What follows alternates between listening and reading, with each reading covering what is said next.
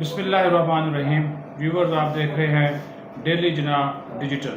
میرے ساتھ اس وقت سینئر صحافی نوید نقوی صاحب جو ہے وہ موجود ہیں.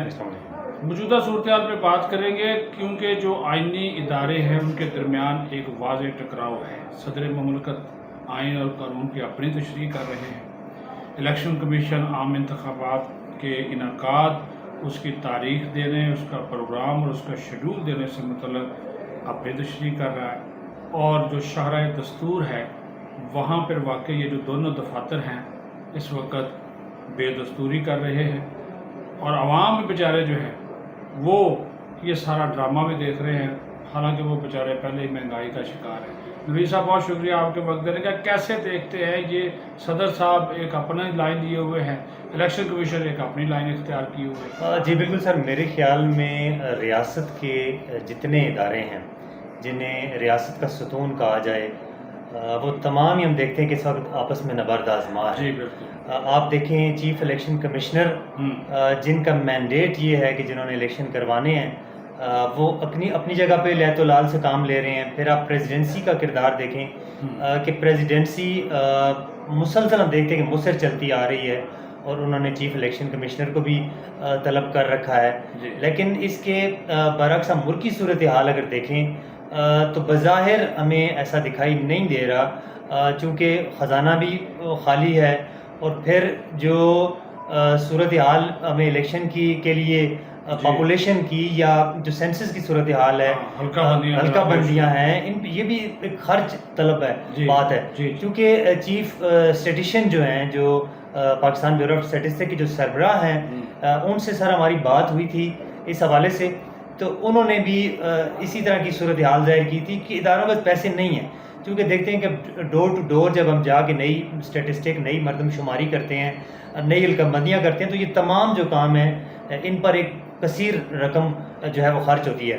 پھر ہمارے ملک کی جو صورتحال ہے، IMF سے بڑی مشکل سے بھی ہم نے اپنا ایک اسٹاف لیول ایگریمنٹ کیا، اور اسٹاف لیول ایگریمنٹ کے بعد بھی مسلسل ہمارے اوپر جو وہ تلوار ہے وہ لٹک رہی ہے. کیونکہ ہم نے ایک لٹک نہیں رہی، وہ ہم پہ برس رہی ہے، بالکل چل رہی ہے، بالکل چل رہی ہے وہ تلوار. بجلی، گیس، پانی، ہر چیز کی قیمتیں بڑھ گئی. آج میڈیسن کی قیمتیں بڑھا دی ہیں نقوی صاحب. سر میں اپنے گھر کی بات کرتا ہوں کہ آج صرف 300 یونٹس کا بل آیا ہے، یعنی 2 پنکھے چلتے رہے اور ایک سر فریج چلتا رہا ہے، 16,000 روپے کا بل. سارا بتائیں وہ کدھر سے انسان پے کرے گا؟ یعنی یہ انفلیشن کی صورتحال ہے. اور ایسی صورتحال میں کہ جس وقت ان اداروں کو مل بیٹھ کے بہتر کام کرنا چاہیے، یہ ایک ٹکراؤ کی صورتحال پیدا کر رہے ہیں. مل بیٹھ کے پھر آپ دیکھیں، آپ نے ریاست کے دیگر اداروں کی بات کی، لیکن یہاں پہ عدلیہ بھی جو ہے وہ بھی ڈیٹ مانگ رہی ہے الیکشن کی. لیکن سب کو مل جل کے آن گراؤنڈ جو صورتحال ہے سمجھنا ہوگا، کیونکہ آخر میں جو نقوی صاحب اگر آئینی ادارے اپنا آئینی اور قانونی کردار چھوڑ کر سیاسی کردار ادا کرنا شروع کرتے ہیں تو یہ تو پھر بہت ایک نئی لائن کی طرف ہم چلے جائیں گے. جی بالکل، اس سے بھی انارکی پیدا ہوگی.